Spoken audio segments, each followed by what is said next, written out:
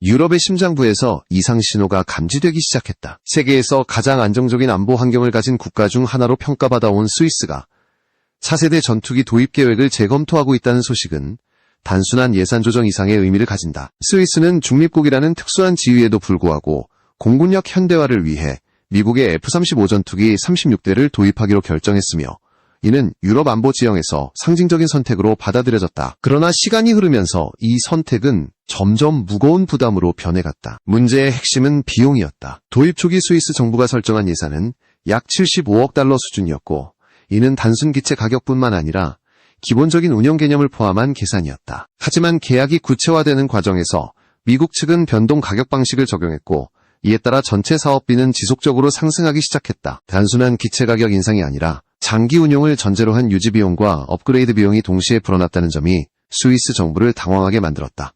스위스는 부유한 국가다. 유럽에서도 손꼽히는 재정 건전성을 유지하고 있으며 국방비 비중 또한 무리한 수준이 아니다. 그런 스위스조차 F-35를 감당하기 어렵다는 현실은 다른 국가들에게 강력한 신호로 작용했다. 특히 러시아와 직접적으로 마주하고 있는 동유럽 국가들에게 이 소식은 단순한 참고 사례가 아니라 매우 현실적인 경고로 받아들여졌다. 폴란드와 루마니아처럼 공군력 증강을 서두르고 있는 국가들은 F-35 도입이 과연 지속 가능한 선택인지 다시 계산하기 시작했다. F-35는 분명 세계 최고 수준의 스텔스 전투기다. 하지만 그 성능은 막대한 비용과 분리될 수 없다. 시간당 운용 비용은 지속적으로 상승하고 있으며 스텔스 성능을 유지하기 위한 정비 체계는 도입국의 자율성을 제한한다. 핵심 정비와 소프트웨어 업데이트는 미국의 통제하에 이루어지며 이는 장기적으로 주권적 군사 운용의 부담으로 작용할 수밖에 없다. 스위스 내부에서도 이러한 구조에 대한 의문이 커지기 시작했다. 이 시점에서 유럽 방산 시장은 미묘한 균열을 보이기 시작했다. 유로파이터 타이푼과 라팔 같은 기존 유럽산 전투기는 성능 면에서 일정 수준을 유지하고 있지만 완전한 스텔스 전력으로 F-35를 대체하기에는 한계가 분명했다. 차세대 유럽 전투기 사업으로 거론되는 템페스트와 FCAS는 아직 개발 초기 단계에 머물러 있으며 실제 전력화까지는 최소 10년 이상이 필요하다. 당장의 공백을 메울 현실적인 대안이 없다는 점이 문제였다. 바로 이 틈새에서 새로운 이름이 조용히 거론되기 시작했다. 한국이 개발 중인 차세대 전투기 KF-21이다. 처음에는 단순한 비교 대상으로 언급되던 이 기체는 점차 구체적인 대안으로 분석되기 시작했다. 스위스의 선택이 흔들리면서 유럽과 중동 일부 국가들은 미국 중심의 전투기 시장 구조 자체를 다시 바라보기 시작했고 그 과정에서 KF-21은 예상보다 빠르게 관심의 중심으로 이동하고 있었다. 스위스의 고민은 단지 한 국가의 계약 문제로 끝나지 않는다. 그것은 세계 방산 시장이 지금 어떤 방향으로 움직이고 있는지를 보여주는 상징적인 사건이다. 가격과 성능 그리고 주권과 자율성 사이의 균형을 어떻게 맞출 것인가라는 질문이 본격적으로 제기되기 시작한 것이다. 그리고 이 질문의 끝에서 KF-21이라는 이름이 점점 더 자주 언급되고 있다는 사실은 결코 우연이 아니다. 스위스의 F-35 재검토 움직임이 알려지자 가장 먼저 반응한 곳은 동유럽이었다. 폴란드를 비롯한 국가들은 러시아의 군사적 압박을 직접 체감하고 있으며 공군 전력의 공백은 곧 국가 안보의 취약점으로 이어진다. 이들 국가는 단순히 가장 강한 전투기를 찾는 것이 아니라 실제로 지속 운영이 가능하고 위기 상황에서 자율적으로 사용할 수 있는 전력을 원하고 있었다. 폴란드는 이미 대규모 전력 현대화를 추진하고 있지만 F-35 중심의 전력 구성은 예산과 운용 측면에서 부담이 크다는 분석이 내부에서 반복적으로 제기됐다. 도입 초기에는 미국과의 군사적 결속이라는 정치적 상징성이 강조되었지만 시간이 지나며 실질적인 전력 유지 능력이 더 중요한 기준으로 떠올랐다. 이 과정에서 KF-21이 비교 분석 대상에 오르기 시작했다. KF-21이 주목받는 이유는 단순히 가격이 저렴하기 때문이 아니다. 가장 큰 특징은 양산 단계로의 전환 속도와 안정성이다. 글로벌 전투기 개발 사례를 보면 시제기 첫 비행 이후 양산까지 통상 5년 이상이 소요된다. 그러나 한국은 시제기 비행 이후 약 3년 만에 양산 일정과 물량을 확정했다. 이는 항공산업 전반에서 매우 이례적인 속도다. 이 같은 속도의 배경에는 공급망 구조가 있다. KF-21 사업에는 수백 개의 국내 협력업체가 참여하고 있으며 핵심 구조물과 주요 모듈을 국내에서 생산한다. 해외 부품 의존도가 높은 전투기와 달리 특정 국가의 정치적 결정이나 수출 통제로 인해 생산이 지연될 가능성이 상대적으로 낮다. 이는 전시 상황이나 국제 정세 변화에 민감한 국가들에게 매우 중요한 요소로 평가된다. 양산 단가 역시 주목을 받았다. 공개된 자료에 따르면 KF-21차 양산 물량 20대는 약 2조 4천억 원 수준이며 추가 물량 20대는 약 2조 원으로 계약되었다.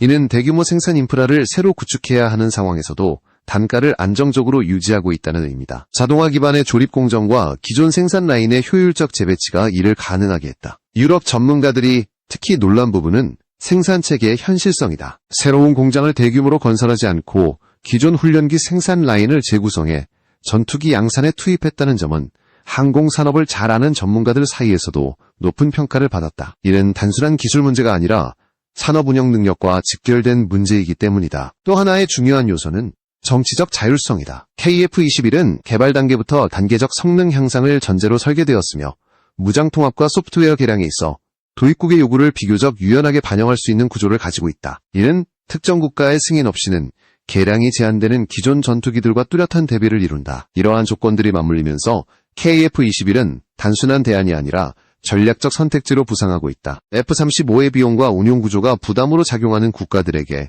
KF-21은 현실적인 균형점을 제시한다. 완전한 스텔스 전력이 아니더라도 단계적 진화를 통해 충분한 억제력을 확보할 수 있다는 점에서 점점 더 많은 국가들이 이 기체를 진지하게 분석하기 시작했다. 이제 KF-21은 더 이상 한국만의 전투기가 아니다. 유럽과 중동 그리고 아시아 일부 국가들의 안보 계산표에 실제 숫자로 올라가기 시작한 존재가 되었다. 다음 단계에서는 KF-21이 기존 경쟁 기체들과 어떤 차이를 보이며 어떤 구조적 강점을 가지고 있는지가 본격적으로 드러나게 된다. KF-21의 경쟁력은 단순한 성능 비교에서 나오지 않는다. 진짜 차별점은 전투기를 실제로 만들어내는 산업 구조와 그 안정성에 있다. 전투기 개발은 기술만으로 완성되지 않는다. 설계 이후 양산 단계로 넘어가는 순간 수백 개의 부품과 공정이 동시에 움직여야 하며 이 중 하나라도 흔들리면 전체 일정이 무너진다. 수많은 국가들이 이 단계에서 좌절했다. 한국 항공산업은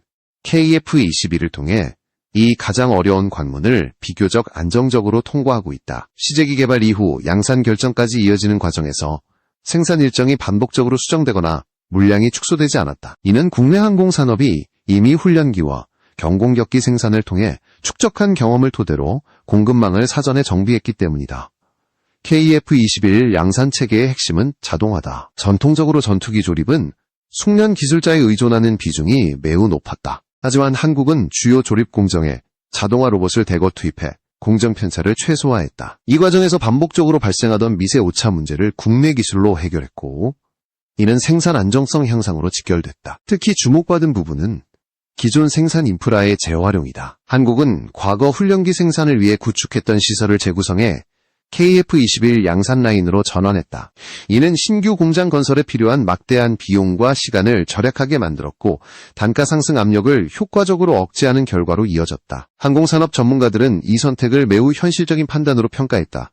해외 의존도를 줄이기 위한 국산화 전략도 병행되고 있다. 레이더와 전자전 장비, 항공전자 시스템 등 핵심 구성 요소의 국내 개발 비율을 단계적으로 높이며 특정 국가의 수출 통제에 영향을 받지 않는 구조를 구축하고 있다. 이는 단순한 비용 절감 차원이 아니라 전시 상황에서도 안정적인 전력 유지가 가능하다는 의미를 가진다. 이 같은 산업 구조는 해외 도입국 입장에서 큰 장점으로 작용한다. 전투기를 도입한 이후에도 부품 수급과 정비 일정이 정치적 변수에 흔들리지 않을 가능성이 높기 때문이다. 특히 장기 계약을 고려하는 국가일수록 이 요소를 매우 중요하게 평가한다. 단기간 성능보다 수십 년간의 운용 안정성이 더 큰 가치로 떠오르고 있기 때문이다. KF-21의 생산 일정은 이미 구체적인 수치로 제시되고 있다. 일정 물량을 정해진 시점까지 인도한다는 계획이 명확하며 이는 단순한 목표가 아니라 실제 계약 구조에 반영되어 있다. 과거 일부 전투기 사업에서 흔히 보였던 일정 지연과 비용 증액이 반복되지 않고 있다는 점은 해외에서 신뢰를 얻는 핵심 요인이다. 이제 KF-21은 개발 성공 여부를 논하는 단계가 아니다. 얼마나 안정적으로 얼마나 빠르게 전력을 구축할 수 있는가라는 질문에 대한 하나의 현실적인 답으로 인식되고 있다. 이러한 인식 변화는 자연스럽게 경쟁 기체들과의 직접 비교로 이어지게 된다. 다음 단계에서는 KF-21이 유럽과 다른 지역의 전투기들과 어떤 구조적 차이를 가지는지가 보다 명확하게 드러나게 된다. KF-21이 본격적인 비교 대상이 되자 자연스럽게 유럽과 주변 지역의 경쟁 기체들이 다시 조명되기 시작했다. 유럽 각국이 오랜 기간 운용해온 라팔과 타이푼은 성숙한 전력으로 평가받지만 설계 개념 자체가 다른 세대에 속한다. 이들 기체는 4세대 후반 또는 4.5세대 전투기로 분류되며 스텔스 성능을 전제로 한 현대 공중전 환경에서는 구조적 한계를 가진다. 라팔과 타이푼은 기동성과 무장 운영의 유연성에서 강점을 보이지만 레이더 반사 면적 감소를 근본적으로 고려한 설계는 아니다. 그 결과 적의 방공망이 촘촘하게 구성된 환경에서는 작전 반경과 생존성에서 제약을 받는다. 유럽 국가들 스스로도 이러한 한계를 인식하고 있으며 차세대 전투기 개발이 필요한 이유로 반복적으로 언급해왔다. 스웨덴의 그리펜 역시 비교 대상에서 빠지지 않는다. 그리펜은 소형 경량 전투기로서 유지 비용이 상대적으로 낮고 운용이 간편하다는 장점을 가진다. 그러나 핵심 부품과 엔진 전자장비의 해외 의존도가 높아 양산 단가가 지속적으로 상승하고 있으며 대량 생산을 전제로 한 장기 계약에서는 경쟁력이 약화되는 흐름을 보이고 있다. 또한 스텔스 성능을 근본적으로 강화하는 데에는 설계상 제약이 존재한다. 최근 주목받는 또 하나의 기체는 튀르키예의 KAAN이다. 야심차게 5세대 전투기를 목표로 개발이 진행되고 있지만 아직 시제기 단계에서 검증이 충분히 이루어지지 않았다. 전투기 개발 역사에서 시제기 단계와 양산 단계 사이에는 극복해야 할 기술적 장벽이 매우 많다. 엔진 통합과 레이더 전자전 체계 완성도, 그리고 양산 안정성은 아직 평가하기 이른 단계다.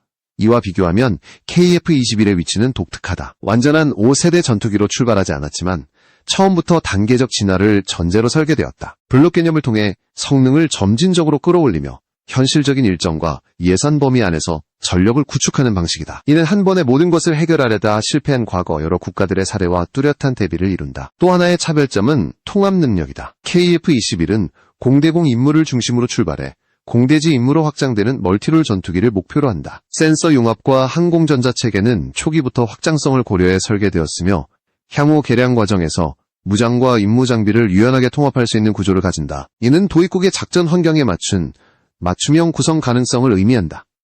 가격과 일정 역시 비교의 핵심 요소다. 유럽 기체들은 이미 성숙 단계에 들어선 만큼 단가가 안정적일 것처럼 보이지만 실제로는 부품 단종과 유지 비용 상승이라는 문제에 직면해 있다. 반면 KF-21은 초기 양산 단계임에도 불구하고 가격 구조가 비교적 명확하게 제시되고 있으며 장기 운용을 전제로 한 비용 예측이 가능하다는 점에서 신뢰를 얻고 있다. 이러한 요소들이 종합되면서 KF-21은 단순히 언어한 기체보다 낫다라는 평가를 넘어 전투기 도입 전략 자체를 재정의하는 사례로 받아들여지고 있다. 완벽한 스펙 경쟁이 아니라 현실적인 전력 구축과 장기 운용이라는 관점에서 KF-21은 분명한 존재감을 드러내고 있다. 이제 논의의 초점은 성능 논쟁으로 이동하고 있으며 그 중심에는 스텔스와 생존성이라는 민감한 주제가 자리 잡고 있다. KF-21을 둘러싼 논쟁에서 가장 자주 등장하는 주제는 스텔스 성능이다. 일부에서는 KF-21이 완전한 5세대 전투기가 아니라는 점을 들어 과도한 기대라고 주장한다. 이러한 시각은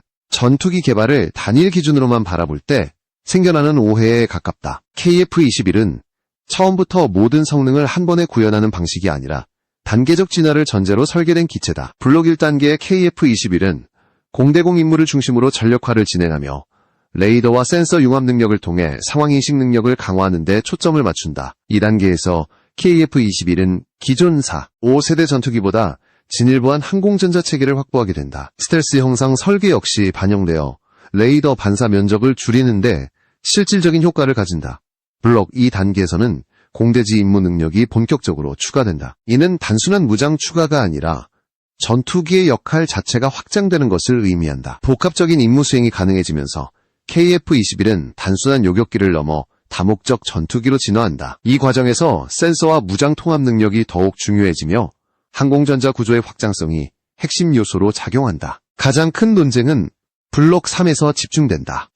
2단계에서 KF-21은 제한적이지만 5세대 전투기에 준하는 스텔스 성능을 목표로 한다. 내부 무장창과 생존성 향상 체계가 본격적으로 적용되며 이는 기체 설계 전반에 영향을 미친다. 일부 비판에서는 초기 블록에 해당 장비가 없다는 점만을 근거로 전체 기체의 가치를 부정하지만 이는 개발 로드맵을 무시한 단편적인 평가에 불과하다. 생존성 체계 역시 중요한 요소다. 전투기 교전에서 살아남기 위해서는 단순히 레이더에 보이지 않는 것만으로는 충분하지 않다. 미사일 접근 경보 장비와 전자전 체계, 그리고 대응 수단이 유기적으로 결합되어야 한다. KF-21은 이러한 통합 생존성 개념을 단계적으로 적용하는 구조를 채택하고 있다. 이는 기체 수명 전반에 걸쳐 지속적인 성능 향상을 가능하게 만든다. KF-21을 F-35와 직접 비교하는 시도도 많다. 두 기체는 출발점부터 다르다. F-35는 완전한 스텔스 전투기로 설계되었고 그만큼 비용과 운용 제약이 크다. 반면 KF-21은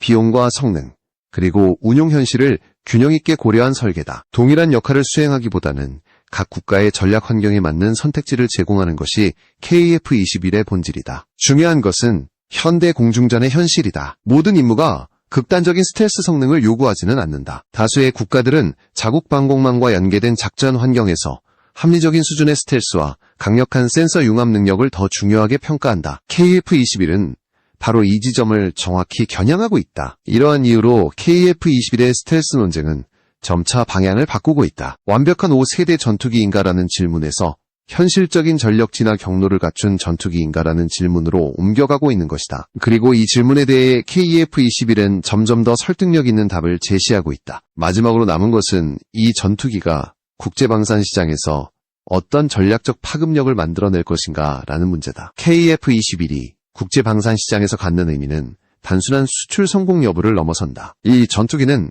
세계 전투기 시장의 구조 자체에 질문을 던지고 있다. 그 질문은 매우 명확하다. 최고 성능만을 추구하며 감당하기 어려운 비용과 제약을 받아들일 것인가, 아니면 합리적인 성능과 장기 운용의 안정성을 선택할 것인가 라는 문제다. 우크라이나 전쟁 이후 세계 각국은 국방 예산을 빠르게 증액하고 있다. 그러나 예산이 늘어났다고 해서 무제한의 선택이 가능한 것은 아니다. 전투기는 단순한 무기가 아니라 수십 년 동안 유지해야 할 국가 자산이다. 도입 이후의 유지 비용과 업그레이드 가능성, 그리고 정치적 자율성까지 함께 고려하지 않으면 오히려 안보 부담이 커질 수 있다. 이 지점에서 KF-21은 매우 현실적인 대안을 제시한다. KF-21의 가장 큰 전략적 가치는 예측 가능성이다. 개발 일정과 양산 계획이 비교적 명확하게 제시되어 있으며 성능 향상 역시 단계적으로 계획되어 있다. 이는 도입국 입장에서 장기적인 전력 운용 계획을 세우는데 큰 장점으로 작용한다. 갑작스러운 가격 인상이나 일정 변경으로 인해 전력 공백이 발생할 가능성이 상대적으로 낮다.